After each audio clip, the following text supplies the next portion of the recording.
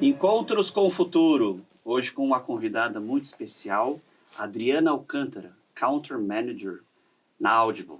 E comigo aqui na bancada, professor Rodolfo Ruiz, da SPM São Paulo, e Matthew Schurtz, diretor do World Observatory. Encontros com o Futuro é uma iniciativa do World Observatory, da SPM e da Prime, que é o braço da ONU de Universidades de Negócio, no Brasil e no mundo. Adriana, é um enorme prazer ter você aqui, todo mundo curioso para saber os próximos passos da Audible, principalmente no Brasil, que já é uma gigante mundial. Conta tudo. Bom, primeiro eu quero agradecer, estar aqui é um prazer enorme. A Audible chegou no Brasil há 7 meses e mais do que desenvolver a marca, acho que a gente tem um desafio de desenvolver o mercado, porque o mundo do audiolivro para o brasileiro ainda é bastante desconhecido. Então as pessoas confundem, acham que é um podcast ou acham que o livro é totalmente interpretado e uma coisa mais teatral. Acho que também tem uma confusão do que está disponível, então as pessoas assumem que a ficção está disponível, mas ainda não é claro que todos os livros de negócio estão também disponíveis ali na versão no áudio.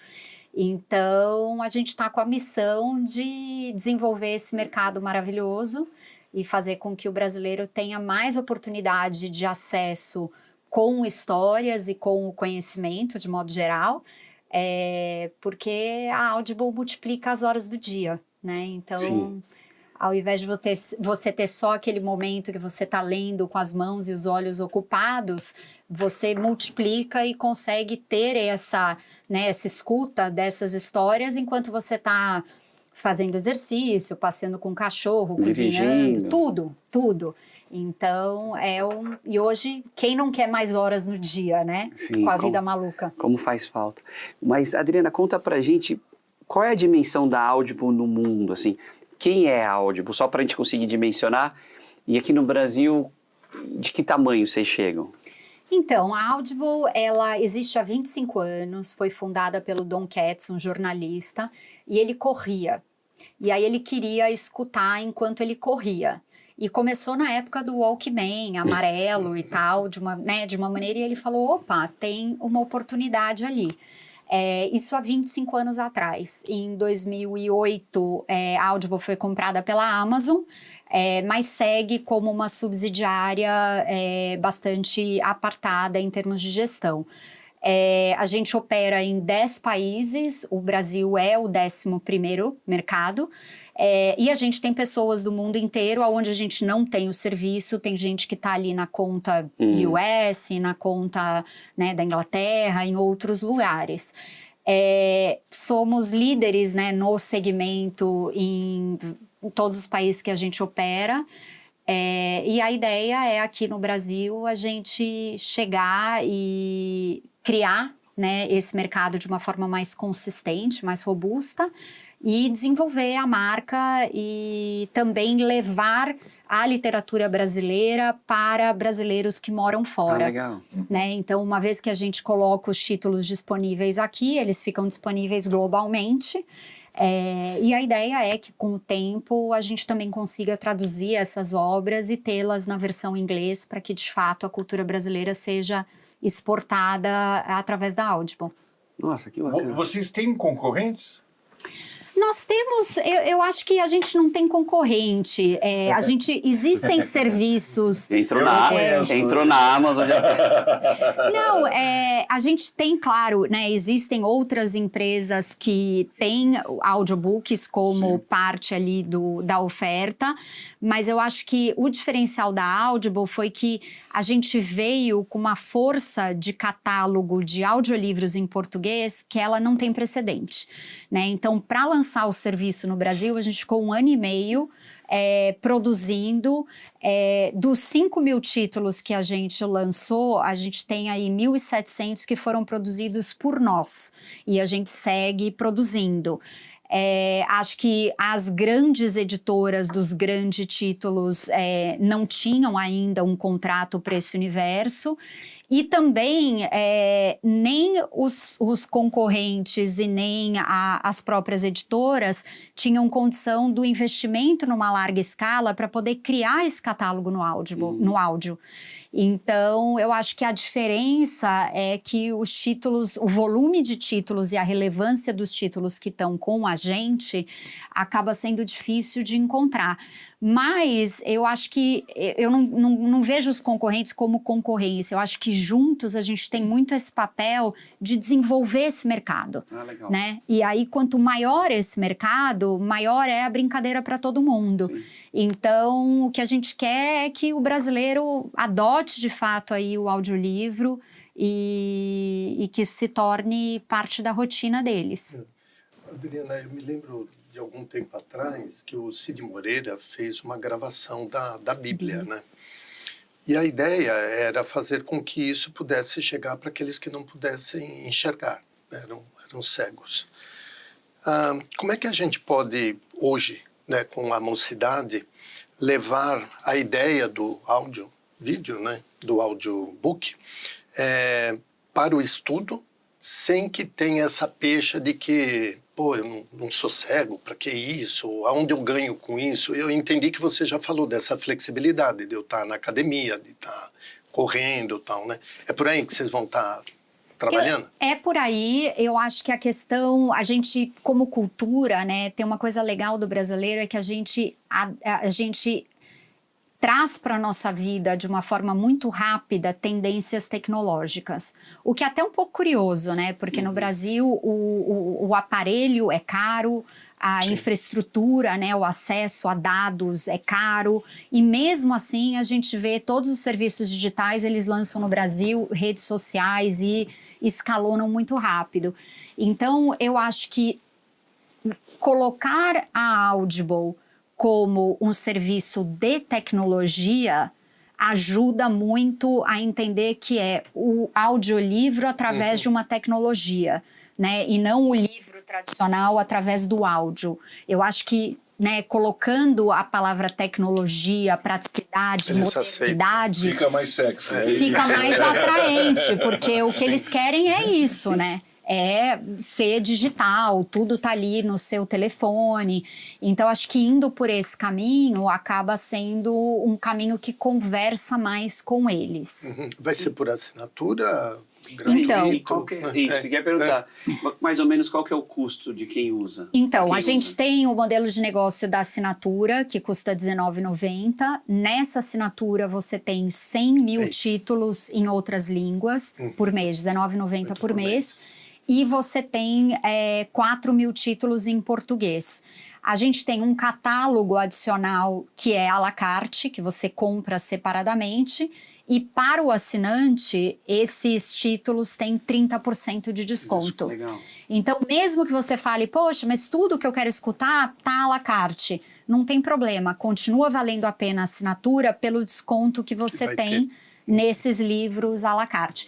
A diferença é que a assinatura, ela é por streaming, então uma vez que você cancela a assinatura, você perde acesso ao catálogo, e o que você compra à la carte, ele é seu para sempre. Ah, que legal. Então ele é entra na sua biblioteca. Entra na sua biblioteca, e aí mesmo que você deixe de ser assinante, você continua tendo aqueles títulos disponíveis para você.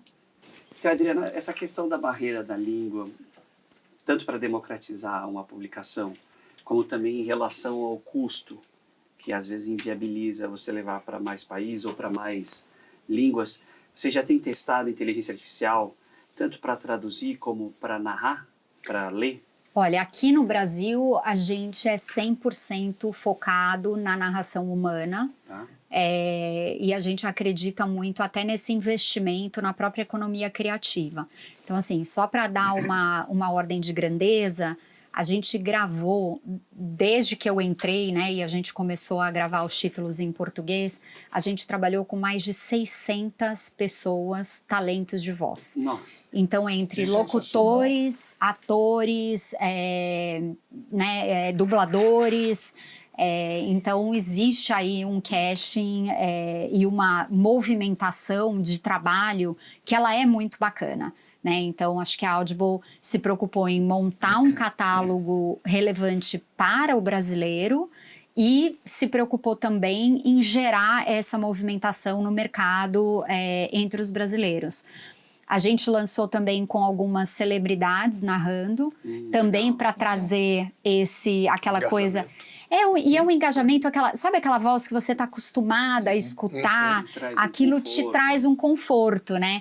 Então, até no lançamento a gente falou muito, que é como você ter a Denise Fraga lendo na sua cozinha, né? Então, Orgulho e Preconceito. Então, assim, maravilhoso. Então, a gente tem nomes, assim, a gente tem Maite Proença, Denise Fraga, Natália Dill, Antônio Pitanga, a gente tem, enfim, 20 talentos e continuamos crescendo esse casting. Então, isso é muito legal. Agora, lá fora, existem testes sendo feitos, principalmente para narração, não para tradução. Então, assim, a gente acredita que em algum momento essas duas frentes vão poder conviver, mas a gente não acredita que uma coisa pode substituir a outra. Né? Então, assim, o audiolivro, claro, ele tem um custo para ser feito, assim como a tradução e tal, e às vezes isso impossibilita um catálogo grande, sim, como eu falei com relação aos concorrentes. Sim, é sempre um limitador. É sempre um limitador. Então, assim, em algum dia eu acho que isso pode coexistir.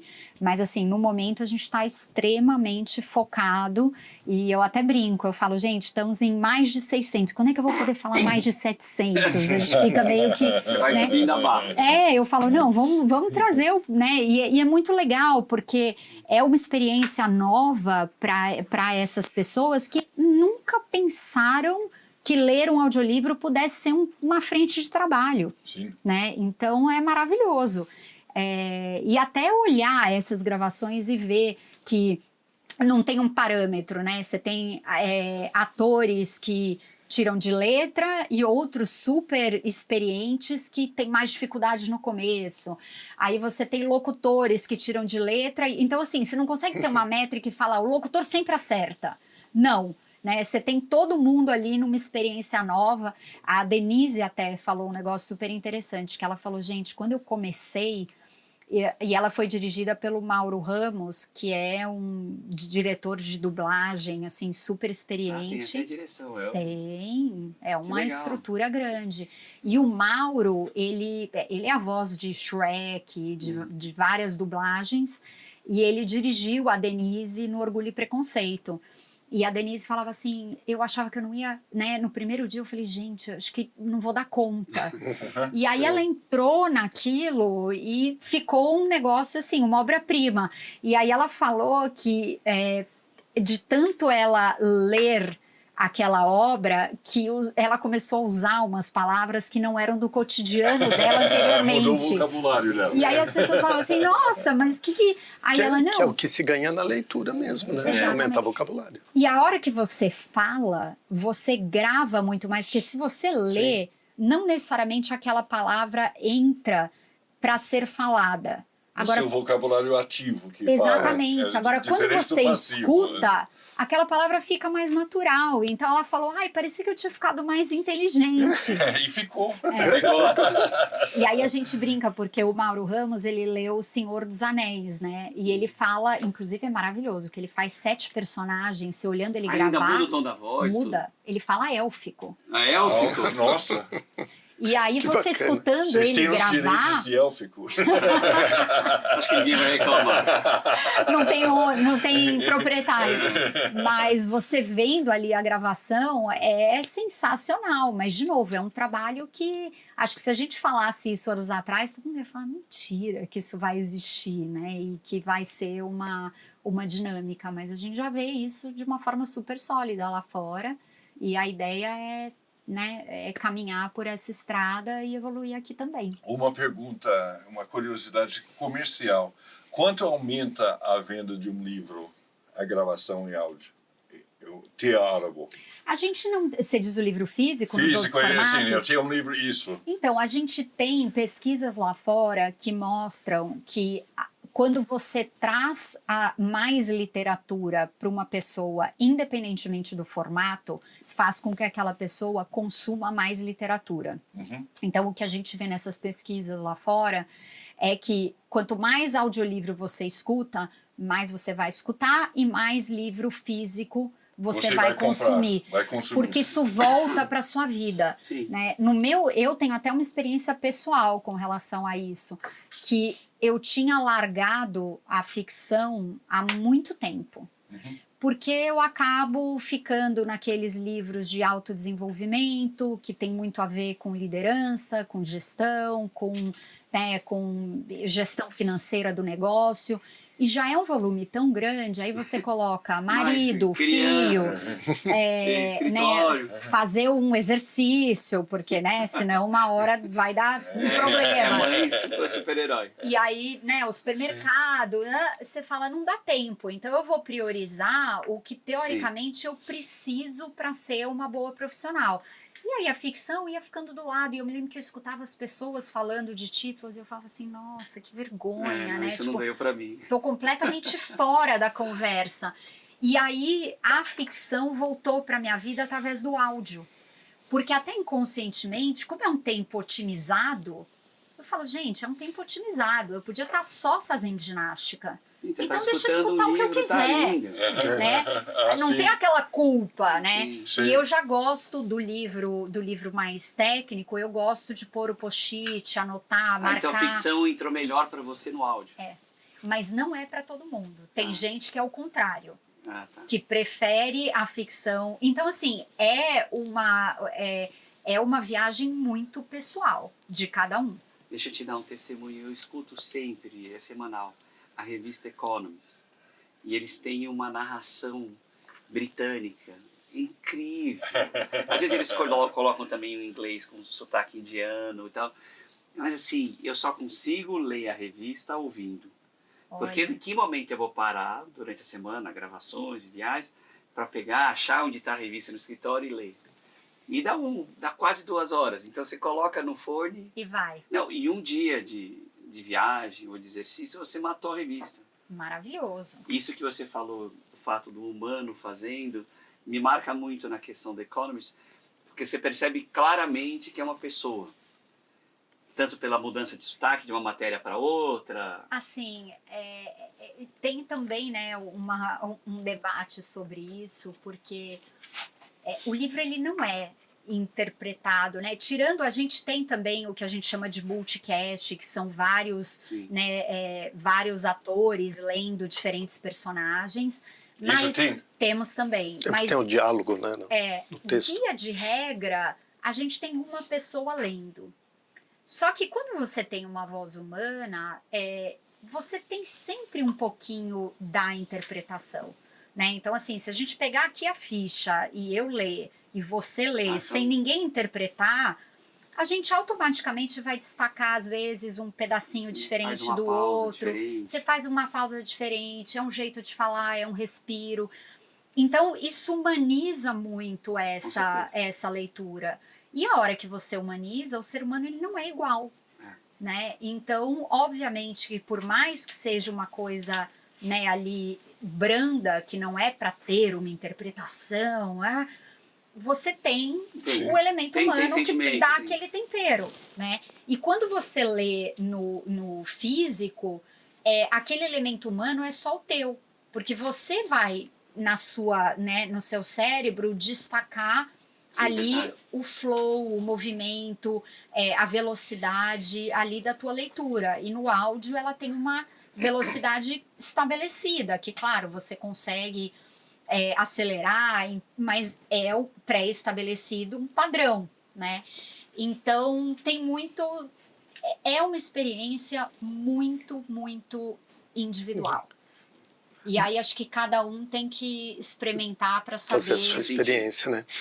Se eu tivesse um estudante de doutorado, ou até de mestrado, né? Mas mais de doutorado, que ele quisesse devido ao seu professor orientador, falou, você tem que publicar isso aqui, né? Ele poderia procurar a empresa e aí Então, começaria com áudio, depois, se for o caso, vai para o impresso? a gente faz ao contrário. A Amazon tem o KDP, que é o Kindle Direct Publishing, que é a plataforma onde você publica o livro na versão escrita, Ok. né? E aí a gente tem uma frente de produção que vai pegando os KDPs de maior relevância e Ok. vai gravando. Então, o caminho de entrada é o KDP na versão escrita, Uhum. e aí depois aquilo eventualmente é transformado em áudio, e não ao contrário. E depois a pessoa é remunerada Uma pela vez leitura uma ou vez um o valor modelo fixo? o modelo é o mesmo modelo do livro tradicional. Ok. Então você tem, como no livro físico, você tem ali os royalties da Uhum. largada e você tem também os royalties proporcionais à escuta, Ok. né? Que é a mesma coisa da venda do Sim, do livro, exemplar é. tradicional. Então, é o mesmo modelo de negócio de qualquer editora e a mesma dinâmica de mercado. Então, professor, eu queria saber, né? Porque o Brasil tem muitos sotaques, né? Tem a parte do norte, nós aqui do sudeste, o pessoal do sul, né? Então, como é que vocês escolhem a pessoa que vai relatar, né? Verbalmente, né? O livro?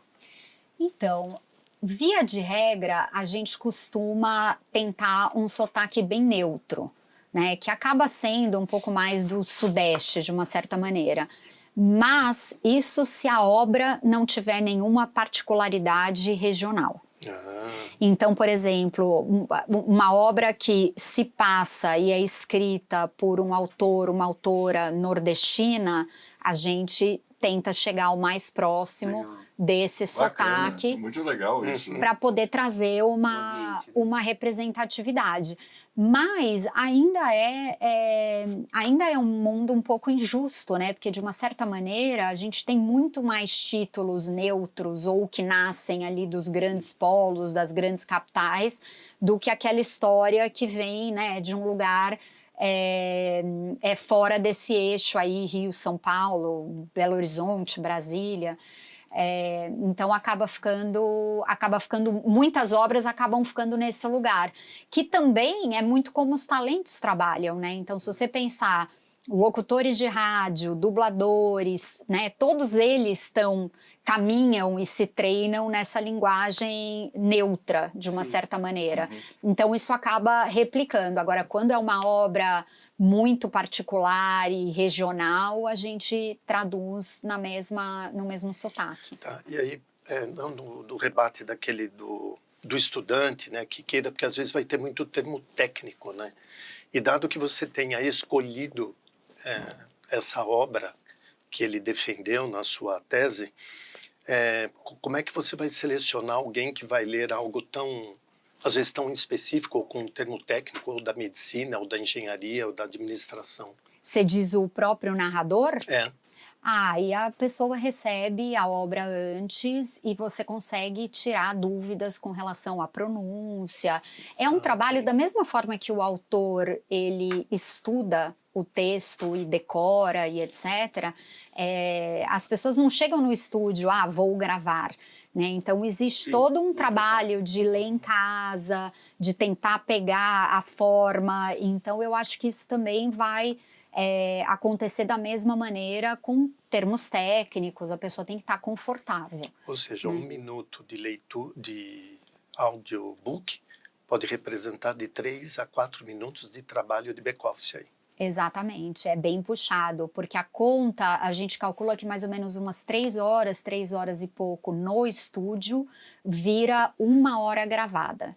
Então, se a gente arredondar o número, se você pensar num livro que tem 10 horas, ele ficou mais ou menos 40 horas no estúdio para ser gravado. Uau. E ainda tem o detalhe de que cada sessão de gravação dura 4 horas. Porque mais do que isso, a voz não aguenta, né? Então, a hora que você coloca tudo isso ali numa linha do tempo, a gente está falando de 2, 3 semanas para gravar um livro. Conta um pouquinho, se uma empresa quer financiar tanto para os seus colaboradores ou para a sociedade de uma forma mais aberta, essa assinatura ou pacotes de assinatura ou mesmo universidades, vocês já criaram esse modelo corporativo? Como é que vocês estudam esse tipo de proposta? A gente está já estudando propostas desse tipo, né, mais customizadas para cada situação. E o que a gente mais quer é que o hábito do audiolivro cresça e que as pessoas descubram esse tipo de relação com a literatura que é adicional à literatura tradicional. Então, a ideia é essa. Né? E eu acho que quando você tem uma empresa, quando você tem uma universidade que apoia não só a leitura acadêmica que acontece para aquela matéria, mas a leitura como um todo. Né? Eu acho que a leitura, a gente falou um pouquinho, né, da Denise com Orgulho e Preconceito, mas eu acho que quanto mais a gente lê, melhor é o vocabulário, Sim. melhor você estrutura os seus pensamentos. Então eu acho que, além de tudo, é um benefício que ele retorna positivamente para a própria empresa, né? Você tem as pessoas ali com um universo ali de criatividade que se expande, de forma, né, de se comunicar que se expande também, de raciocínio. Então é bem legal. Já ganhou uma nova assinatura. Adriana, obrigado por você ter vindo, foi um prazer te receber. Obrigada Ótimo a vocês. saber da Audible e da expansão dela aqui. Boa sorte. Prazer. Obrigada.